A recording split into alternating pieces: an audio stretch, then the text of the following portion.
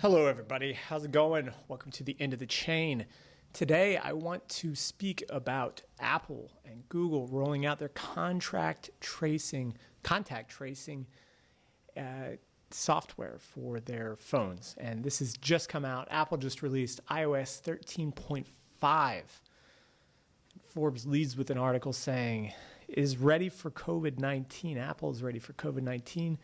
Are you ready for contact tracing? So contact tracing is this idea that governments could force a populace, like their own citizens, to install an app that broadcasts a Bluetooth signal to other phones, which is then collected and then anonymously sent into a central database where people can be tracked based on their movements. So if you are found to be testing positive with the disease, they can go back and quickly find all the people that you have come in contact with.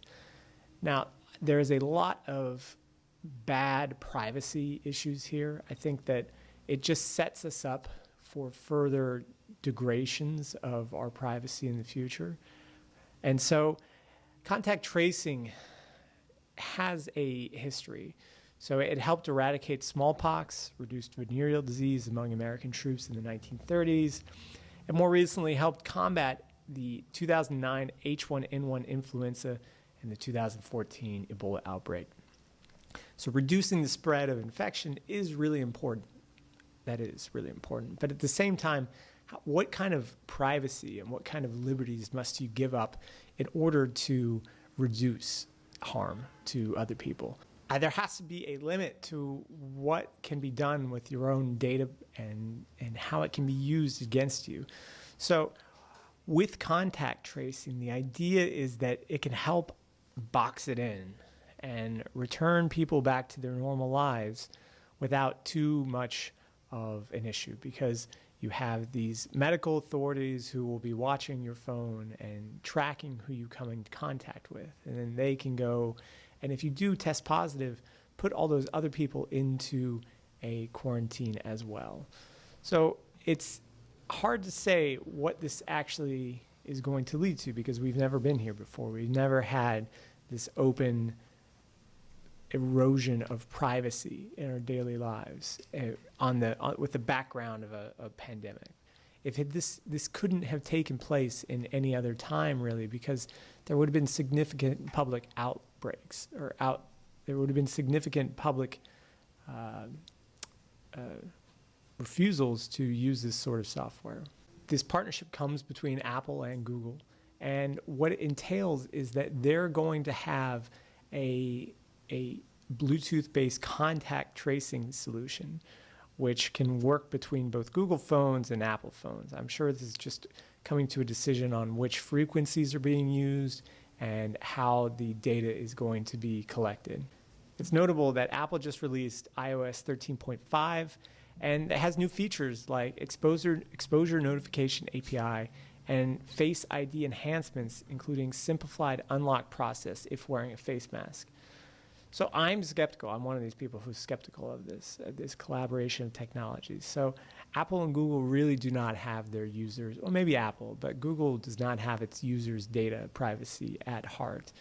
When talking about what it is going to do with this type of data, it's important to understand that the more data that Google and Apple can collect, the better kind of tools it can use to sell on to governments and to other agencies that may need this data, and they'll profit off of that. So by eroding your data privacy, they're actually able to increase their bottom line. And this has been something that has existed since the beginning, really, of both of these companies. So the Times Privacy Project uncovered that the movements of millions of Americans are being tracked using smartphone GPS capabilities. In a report obtained by the project, the exact whereabouts of over 12 million Americans were tracked through 50 billion location pings over the course of several months. So without hesitation, over 77% of smartphone owners regularly use navigation apps, allowing dozens of largely unregulated companies to obtain location details. So if you're using Google Maps or Apple Maps or really any sort of map application, you're being tracked. And all of this data goes to Google or Uber or whichever company has your location at the time.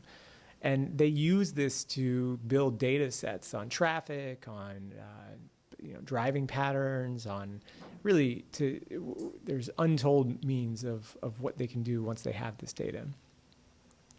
So we also have our information on our phone. So we have all of our credit cards, we have our IDs, we have all of this information that we give to our phones. And this information can be anonymized and then passed on to Google and Facebook.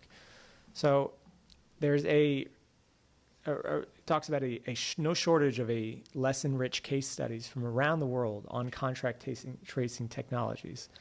And when you combine sensitive data, location, and personal health, there's a higher expectation when it comes to privacy protection. But does the global benefit outweigh the potential level of risk? No, I don't think so. We'll just leave that there. So the NHS launched a contact tracing app, which has been tested on the Isle of Wight, with 40% of the population having downloaded it as of May 10th. The real verdict is out. It hasn't really been shown to work yet. And 60, so they showed that there was a study that showed that 60% of Britons would have to download the app in order for it to be successful. India launched an app as well too. The app uses Bluetooth, GPS, and has a greater risk for hackers. Singapore also has an app. Taiwan has an app. And here in the United States, Utah released an app called Healthy Together, which combines Bluetooth, GPS, and location data. Georgia is piloting an app in 3 Atlanta areas. And North Dakota and South Dakota have also launched an app. So these apps are coming, and they're going to want you to install these apps. But really, you have to have a large portion of the population who's using these apps to actually make it worthwhile. So what happens when you're found out to be tested positive? Well, they're going to be hiring over 185,000 workers to go out and act as people to hunt down other people who could be tested positive as well too. These contract tracing workforce estimator tool thinks that we're going to be hiring hundreds of thousands of people to go and hunt down people who are already infected. It's a strange job, really, that we're going to have an army of people to trace each person who is tested positive, says Andrew Cuomo.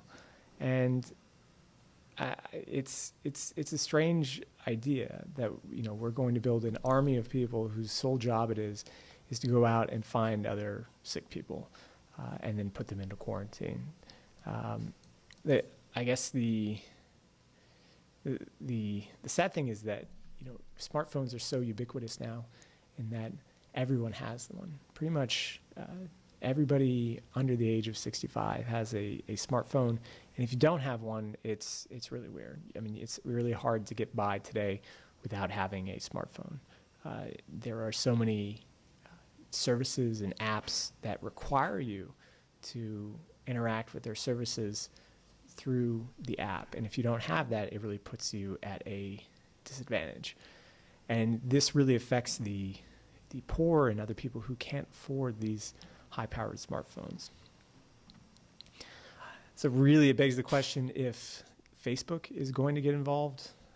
Why would a company like Facebook want to get involved in contract tracing? I mean, Facebook is notorious for taking their users' data and then selling it on to other people who then use it for elections, running campaign ads, doing all sorts of nearly and sometimes criminal things.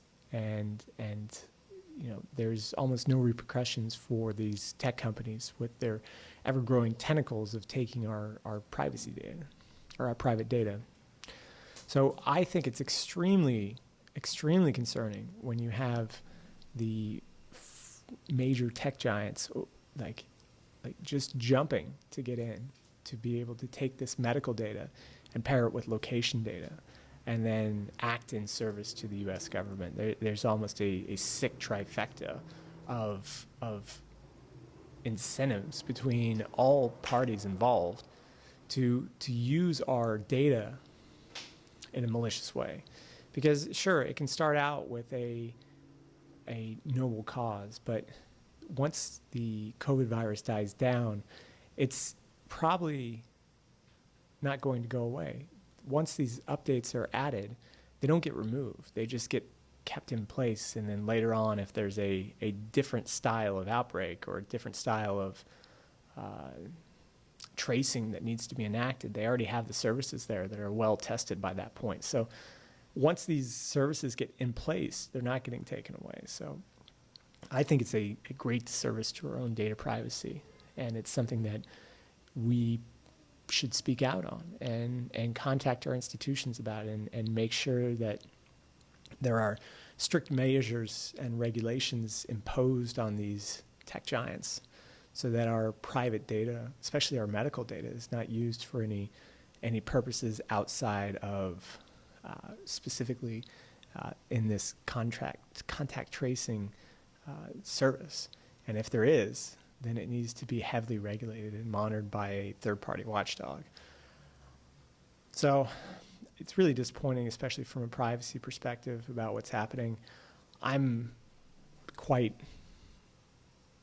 sad, I guess, and I hope that we are able to have a clearer understanding of the data that's actually being collected here and what it can actually be put forward to, and how we as a democratic populace can keep track of and watch and monitor what these tech giants are doing. So think about this.